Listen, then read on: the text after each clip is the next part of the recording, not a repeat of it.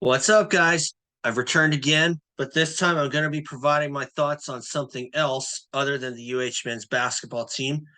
I know I did the same thing on one of the last Press Your Luck episodes, in which that guy Zach went for the million, and unfortunately it did not work out. He ended up whammying with a couple spins to go. This time I'm actually going to be sharing my own personal thoughts about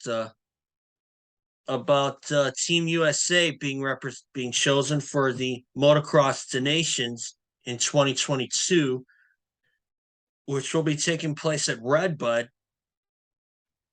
sometime next month. Of course, the team has been announced. In fact, let me share my screen real quick.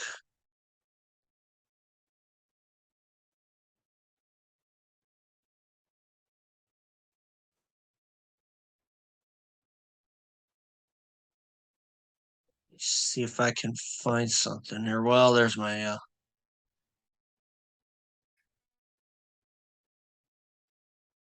there we are.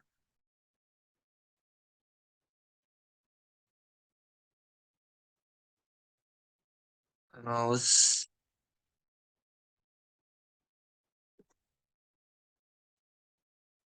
Anyway, Team USA has been announced. It's Eli Tomac, Chase Sexton, and Justin Cooper.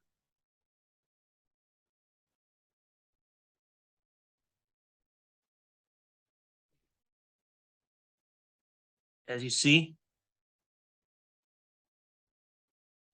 And let me tell you this. Chase Sexton, Eli Tomac, those are the two guys that I figured would get the two slots for the 450.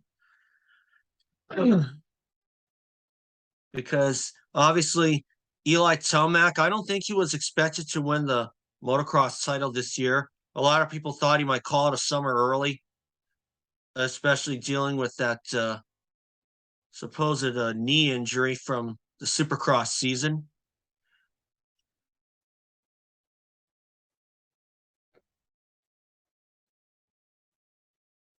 You know, but Eli has certainly been making a liar out of me. I didn't think he was going to be the champion this year. But the one thing I kind of thought that Telmac would be able to take the win at Unadilla, especially considering that Yamaha has not won there before in the 450 class. And unfortunately, it didn't work out. So it's back to the drawing board again for Yamaha. And of course, with Telmac not racing motocross in 2023, that was probably their best shot. And unfortunately, Telmac just was not up to par.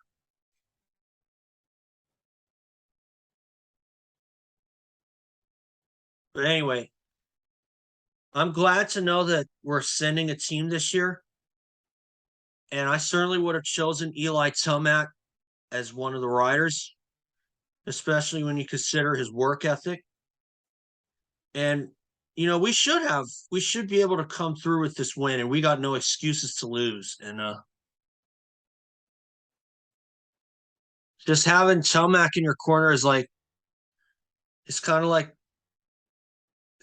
that heart and soul, because Tomac is the guy that's going to be there for race wins week in, week out. And it looks like he's got the starts figured out too. And the last race at Budds Creek was kind of like so, but then again, Budds Creek is kind of a difficult track to pass on, having watched the race earlier today. But let's go ahead and check out this guy, the Chase Sexton. This guy has certainly got me believing that I'm on the Sexton bandwagon, because the way that he was able to run down Eli Tomac at Unadilla, that's like who does that? I mean, nobody thought that Ricky Carmichael was going to run down Jeremy McGrath at Anaheim 2 or Anaheim 3 rather in 2001, but he pulled it off. And Carmichael ended up winning the last 13 races of the 01 season. But Chase Sexton, it's kind of hard to not think that he wasn't going to be on Team USA this year. And from the way that he's been riding, he's really adapted well to the 450. I think he's definitely over those making all those frequent mistakes like we saw in 21. And I think his conditioning is up to par. He certainly has proved it, especially when he's run down Tomac at Unadilla. And he's only had 2 motos this year where he finished worse than second, and that was a 4th at Thunder Valley and the first moto at Budds Creek with a 7th thanks to 2 crashes. But here's the thing. This guy, Justin Cooper, is the only one I'm a little ambivalent about. Because I thought because my vote would have gone to Christian Craig because he won the Supercross title in the West Coast in the 250 class this year. And Craig has kind of been a little quiet this summer, and I mean that's understanding. I mean, he has I think he's hit the podium once this year. I can't quite remember. But anyway,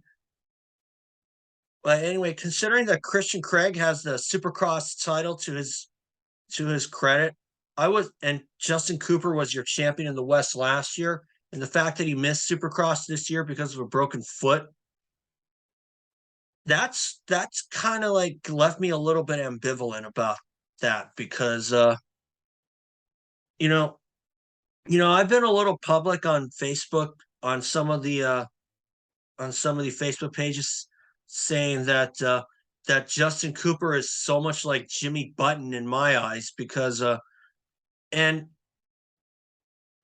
of course I did leave that on Instagram saying that when Cooper was trying to get his first win of the season in 2019, I had mentioned how he reminded me so much of Jimmy Button, and Jimmy responded back to me saying, I think my dismount at Glen Helen 98 over the fence would have scored higher. And I wouldn't disagree with that for sure.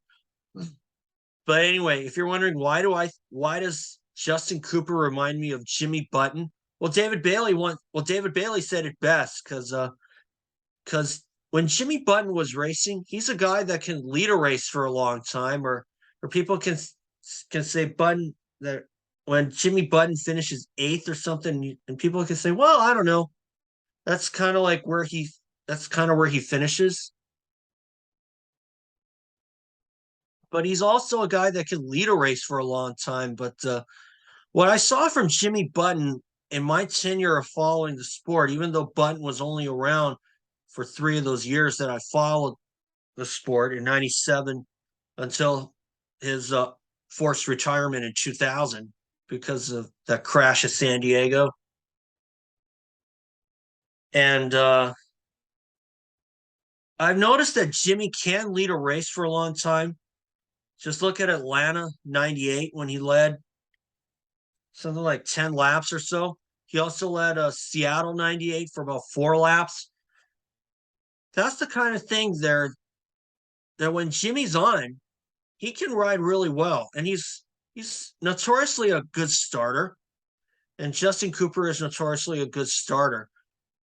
And that's why I'm saying that if Cooper can nail the starts at Redbud in the Motocross of Nations, we should have no excuses for not bringing home the bacon this year.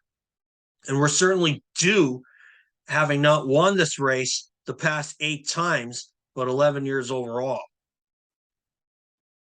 So that's the thing. So we'll stop sharing here. That's why I'm saying that if Cooper can nail his starts, we got no excuses. We should come home with the goods.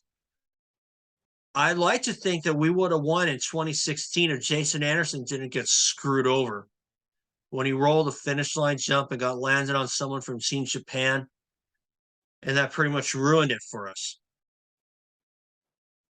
So our chances are great.